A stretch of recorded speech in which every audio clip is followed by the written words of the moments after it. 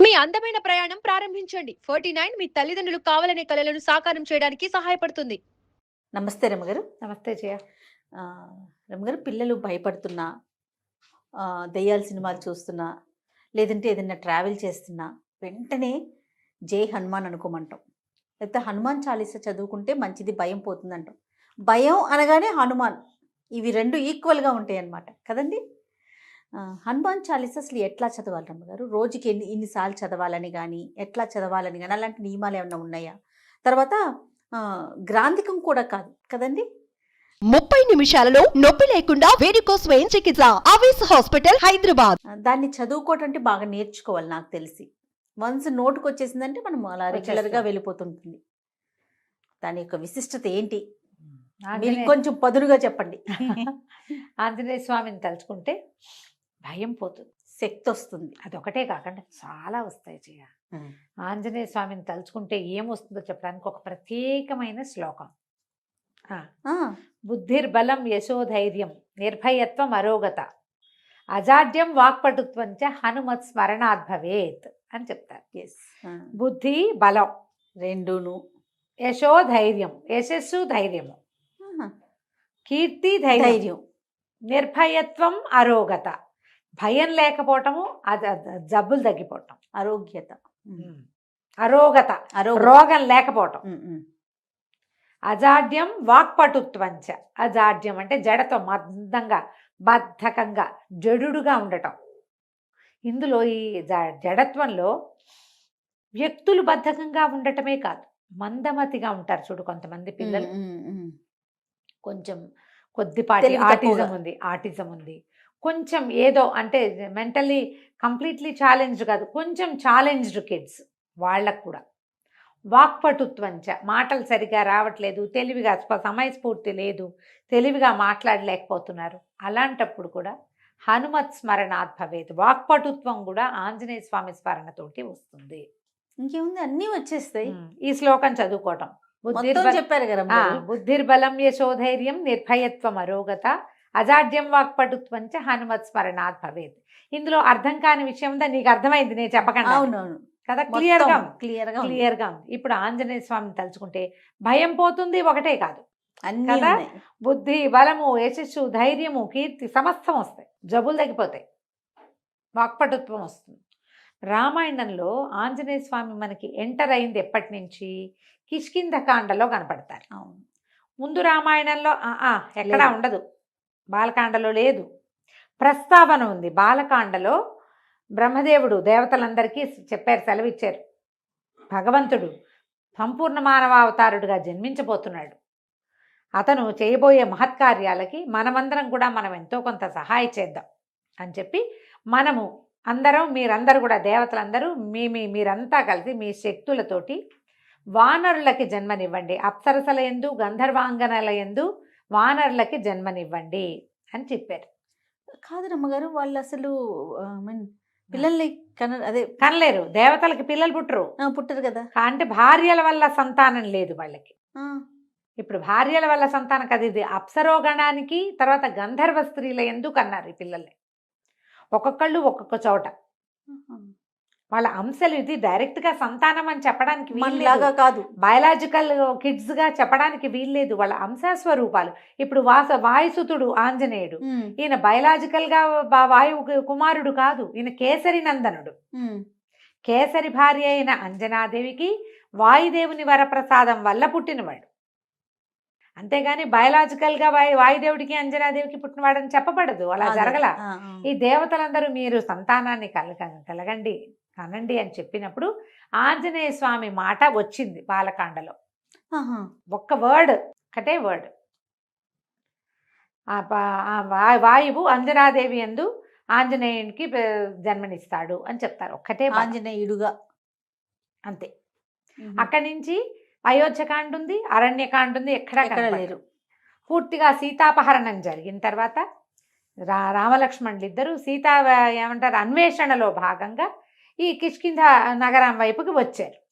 ఋషిముఖ పర్వతం దగ్గరికి వచ్చాకే మనకు ఆంజనేయ స్వామి ఎంటర్ అవుతాడు. ఆ హనుమంతుడు అప్పుడు ఎంటర్ అయిన వీళ్ళకి చిన్నతనం నుంచి స్నేహము, చిన్నప్పుడే కలిసింది ఏమీ లేదు. ఈయనకి 36-37 సంవత్సరాలు వచ్చినాయి రాముల వారికి. మరి ఆయనతో పాటే పుడితే వాళ్ళందరికీ కూడా అదే వయసు ఉండాలి కదా. ఆయనతో పాటు ముందో వెనకగానో పుట్టారు. అప్పుడు పరిచయం, అక్కడి నుంచి వారిద్దరికి స్నేహము, ఆపేక్ష, భక్తి, దాస్యము అలాంటివి వచ్చినాయి. అప్పుడు మొదలైనాయి. అయితే ఇప్పుడు ఈ సమయంలో ఎంటర్ అయిన ఆంజనేయ స్వామి భగవంతుడైన శ్రీరాముడికి, పరిపూర్ణ మానవావతారుడుగా ఉన్నటువంటి భగవంతుడికి అత్యంత ఆనందాన్ని కలిగించాడు. మొదటిది సీతను వెతికాడు. దానికంటే ముందు ఈయనతోటి స్నేహం కలిపాడు, సుగ్రీవుడితోటి స్నేహం కలిపాడు. వాళ్ళ మైత్రి మరింత ప్రబలం అవడానికి కారణమయ్యాడు. సీతాన్వేషణ చేయాలని బాగా ప్రబోధం చేసుకున్నారు ఒకళ్ళకొకళ్ళు. అక్కడి నుంచి సీతాన్ని అన్వేషించడానికి తలా ఒక గుంపు, తలా ఒక పక్కకి వెళ్తే వీళ్ళు ఈ ఋష్యమూక నుంచి, కిష్కింధ నుంచి దిగువకి ప్రయాణించి సముద్ర తీరాన్ని చేరారు. దక్షిణ సముద్రం వైపుకు ప్రయాణం చేశారు. అక్కడ చాలా రకాలుగా తెలుసుకుని ఆయనకి అపరిమితమైన బల సంపన్నుడైనప్పటికీ శక్తి తెలియకుండా తెలివిగలవాడుగానే ఉన్నాడు, కానీ బలశాలిగా అప్పటిదాకా ప్రదర్శన లేదు ఆంజనేయ స్వామి పట్ల. ఈయన అత్యంత బలశాలి అని, ఈయనకి ఇలాంటి శక్తి ఉందని, ఏదైనా చేయగలడని అప్పుడే చెప్పబడింది. కిష్కింధకాండ చివరి భాగంలో, సుందరకాండ మొదటి భాగంలో. అప్పుడు ఈయన ఏం చేశాడు, తన శరీరాన్ని పెంచి సముద్ర లంఘనం చేశాడు. సీతని ఎక్కడుందో సీతాదేవిని చూసొచ్చాడు. సీత కోసం ప్రయత్నం చేస్తూ రావణాసురుడి కంటపడ్డాడు, లంకాదహనం చేశాడు. మేము యుద్ధానికి వస్తున్నామని చెప్పొచ్చాడు. చూసి రమ్మంటే కాల్చొచ్చాడు. వెనక్కి వచ్చి సీతని చూశానని, ఇదిగో ఉంగరం అని చేతిలో పెట్టాడు. ఉంగరం ఆవిడకి ఇచ్చి, ఆవిడ తాలూకు చూడామణిని తీసుకొచ్చి రాముల వారికి ఇచ్చి అత్యంత సంతోషాన్ని కలగజేశాడు. ఆ వస్తువు చూడంగానే ఆయనకి సీతాదేవిని చూసినంత సంతోషం కలిగింది. ఇప్పుడు మనం ఆంజనేయ స్వామిని కనుక ప్రార్థిస్తే మనం ఎవరికి సన్నిహితంగా ఉన్నట్టు? రాముల వారికి. అక్షరాల. తర్వాత యుద్ధానికి బయలుదేరారు. యుద్ధంలో కూడా ఆయన చెయ్యగలిగినంత సాయం చేశాడు ఆంజనేయ స్వామి. అపరిమితమైన ప్రీతితోటి ఈయన్ని కొలిచాడు. చిరంజీవిగా వరం పొందాడు. ఆయనకు అంతకుముందు ఉంది, రాముల వారి వల్ల కూడా వచ్చింది. ఎక్కడ రామనామ సంకీర్తనం ఉంటే అక్కడ ఆంజనేయ స్వామి ఉంటాడని చెప్తారు. ఎత్ర ఎత్ర రఘునాథ కీర్తనం తత్ర తత్ర కృతమస్తకాంజలిం బాష్పవారి పరిపూర్ణలోచనం మారుతిం నమత రాక్షసాంతకం. ఎక్కడ రామనామ స్మరణ ఉంటే అక్కడ ఆంజనేయ స్వామి ఉంటాడు. ఈ కథనాల వీటి వల్ల మనం ఆంజనేయ స్వామిని తలుచుకుంటే భగవంతుని సామీప్యాన్ని పొందినట్టు మనం ఆటోమేటిక్గా వస్తుంది. అందుకని పిల్లలకి హనుమాన్ చాలీసా నేర్పిద్దాము. ఆంజనేయ స్వామికి సంబంధించిన చాలా శ్లోకాలు ఉన్నాయి. ద్వాదశ నామావళి, ఆంజనేయ స్వామి తాలూకు ద్వాదశ నామావళి 12 నామాలు ఉన్నది, చిన్నది, అది చెప్పచ్చు. అక్కడి నుంచి హనుమాన్ చాలీసా పెద్ద చాలీసా అనగానే 40 కదా. అయితే ఈ 40 శ్లోకాలు దోహాలు అంటే చిన్న వాటి కదా, 4 లైన్లే. అవి కూడా సరిగా రాస్తే 2 లైన్లే వస్తాయి. తెలుగులోనూ చెప్పుకోవచ్చు. సంస్కృతం అంటే ఒరిజినల్ భాషలో తులసీదాస్ గారు రచించినటువంటి అవధి భాషలో ఉన్న హనుమాన్ చాలీసా అంటే డైరెక్ట్గా ఋషి ప్రోక్తం, ఋషి ఏం చెప్పారో అది. ఇప్పుడు వాల్మీకి మహాముని చెప్పిన రామాయణాన్ని ఋషి ఆయన తన కంటితో చూసి దాన్నంతా మనకు అందించారు. ఇప్పుడు ఆ వాక్యాలే మనం చదివితే అద్భుతమైన ప్రయోజనం లభిస్తుంది. అలాగే తర్వాత మన యుగాల్లో తులసీదాస్ గారు కూడా వాల్మీకి మహామునికి దగ్గర నుంచోగలిగిన స్థాయి కలిగిన ఋషితుల్యులు. ఆయన చెప్పినటువంటి హనుమాన్ చాలీసాని మనం అదే భాషలో చేస్తే చాలా మంచిది. ఆ భాష చెప్పలేకపోతాం, తప్పులు వస్తాయని చూస్తే తెలుగు భాషలో మనకి అవకాశం ఉంది, అది కూడా చెప్పుకోవచ్చు. హనుమాన్ చాలీసా సింపుల్గా వస్తుంది పిల్లలకి. ఏదైనా ట్యూన్లో నేర్పించుకోవటమే. 2 పద్యాలు చొప్పున దోహాలు చొప్పున చెప్పినా కూడా వచ్చేస్తాయి. అవును, రోజు చెప్తుంటే చక్కగా వస్తుంది. సాయంకాలం పూట పిల్లలకి చెప్పండి. పిల్లల్ని ఇదేంటంటే ఇదేదో చదివితే అదేదో వస్తుందని కాదు. ఇది చదివితే నీకు బాగుంటుంది, నీకు ధైర్యం వస్తుంది, నీకు బుద్ధి వస్తుంది, నీకు జ్ఞానం వస్తుంది, నీకు అనారోగ్యం తగ్గుతుంది, నువ్వు ధైర్యంగా ఉంటావు, నీకు ఎవరో ఒకళ్ళ సహాయం లభిస్తుంది. అసలు సహాయమే అవసరం లేని అసహాయ సూర్యుడిగా నువ్వు ఉండొచ్చు. ఆంజనేయ స్వామికి ఎవరు సహాయం చేశారు? లక్ష్మణ స్వామిని బతికించడానికి ఈయన ఏం చేశాడు? సంజీవ పర్వతానికి పరిగెత్తుకుంటూ వెళ్ళాడు. అవును. ఆయన ఒక్కడే తెచ్చాడు. ఎవరు సహాయం చేశారు? ఎవరు చేయలేదుగా. ఉమ్, ఉమ్. అసహాయ సూర్యుడిగా అవుతారు అని చెప్పి నేర్పించి దాన్ని మెల్లిగా రోజువారీకి చదవటంలో పెట్టండి. దీనికి ప్రారంభం ఏంటంటే తల్లిదండ్రికి వచ్చి ఉండాలమ్మా. అది పిల్లాడికి ఇప్పుడు నాబోటి పెద్దమ్మతోటి నేర్పించడం గొప్ప కాదు. ఉమ్, ఉమ్. నువ్వు కూడా నేర్చుకో, నువ్వు కూడా చదువు. శనివారమో మంగళవారమో చదవటం, గుళ్ళోకి తీసుకెళ్తే గుళ్ళో నాన్న హనుమాన్ చాలీసా చెప్పుకో అని చాలీసా చెప్పిచ్చేసేయాలి పిల్లలతోటి. ఉమ్. ఇది మనం 3వ ఏట నుంచి మొదలు పెట్టచ్చు. మా పిల్లలకి నేను అట్లా చెప్పాను చేయాలి.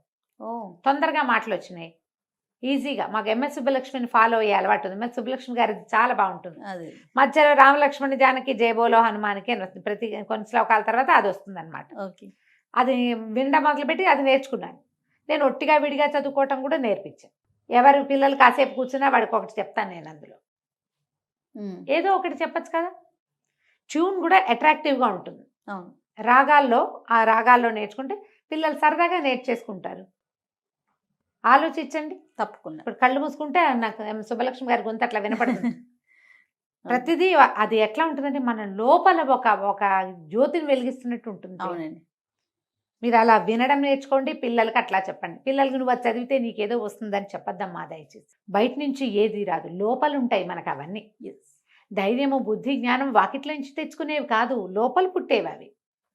ఆ లోపల ఉంటాయి, మనకు తెలియదు. ఇప్పుడు మన లోపల ఏమేమి ఉన్నాయో మనకు తెలియదు కదా. అలాగే ఇవన్నీ కూడా లోపల హిడెన్గా ఉంటాయి ప్రతి మానవుడికి. మనమందరం రాముడు లాంటి జన్మ కలిగిన వాళ్ళమే. ఆయన అవన్నిటిని మేల్కొల్పుకున్నాడు, కళ్యాణ గుణాలని. మనం మేల్కొల్పుకోం అంతే. అంతే. ఆ మేల్కొల్పుకి ఇది ఒక సాధనంగా ఉంటుందని గ్రహించుకోండి. తప్పకుండా. దీన్ని పూర్తిగా ఏమంటే మత సంబంధమైన వ్యవహారంగా తీసుకోవద్దు. అలా అనుకోవడానికి వీల్లేదు, అసలు అనుకోవద్దు. ఇది మనకు అవసరంగా భావించండి. ఆంజనేయ స్వామి చాలా తెలివైన మాట తీరున్నవాడు, అద్భుతమైన మాట. ఎక్కడ తెలివి తక్కువ మాటలు, పొరపాటు మాటలు అలాంటివి లేవు. చాలా ప్లాన్డ్గా తెలివిగా మాట్లాడే మనిషి ఆయన, వ్యక్తి. అవన్నీ వస్తాయి మనకి. అదే కదా ఆయన బలశాలి, ఆయన ధైర్యశాలి, ఎన్నో అద్భుతమైన గుణాలు ఉన్నవాడు. అవన్నీ మనకు కూడా కావాలి. మనం ఇన్స్పిరేషన్గా తీసుకోమా వాళ్ళని వీళ్ళని అందరినీ. ఆంజనేయ స్వామి మన ఇన్స్పిరేషన్. బాగుంది. ఇలా ఇన్స్పైర్ అయ్యి కనుక మనం ఇన్స్పైర్ అయ్యి పిల్లలు కనుక నేర్పిస్తే చక్కగా ఉంటుంది, చాలా బాగుంటుంది. ట్రై చేసి చూడండి. ఇది కష్టమని మాత్రం అనుకోవద్దు. ఏదైనా ఒక మంచి పుస్తకం కొనుక్కోండి, ఏదైనా ట్యూన్ వినండి, దాంతోపాటు వెళ్ళండి. ఎంఎస్ సుబ్బలక్ష్మి గారిది నేను ఎప్పుడూ సమర్థిస్తాను, చాలా బాగుంటుంది. అది ఆన్ చేస్తే దాంతోపాటు 4-5 సార్లు వింటుంటే మనకే వచ్చేస్తుంది. అవునండి. మేము ఎప్పుడో చిన్నతనంలో నేర్చుకునేదే ఆవిడ వినే నేర్చుకున్నాం. తర్వాత ఇంకా అలవాటు అయిపోయింది. విడిగా కూడా చదువుకోవచ్చు. అదే కాక నోటికి వచ్చేస్తుంది కదా. ఎప్పుడు హనుమాన్ చాలీసా చదివినా తప్పకుండా రామనామ పారాయణం అలవాటు చేసుకోండి. ఓహో.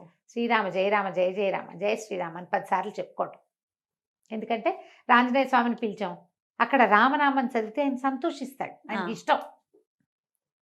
అందుకని తప్పకుండా రామనామాలు కూడా చెప్పుకోవటం మీరు నేర్చుకుని పిల్లలకు కూడా నేర్పించుకోండి. తప్పకుండా అండి. నమస్తే. నమస్తే.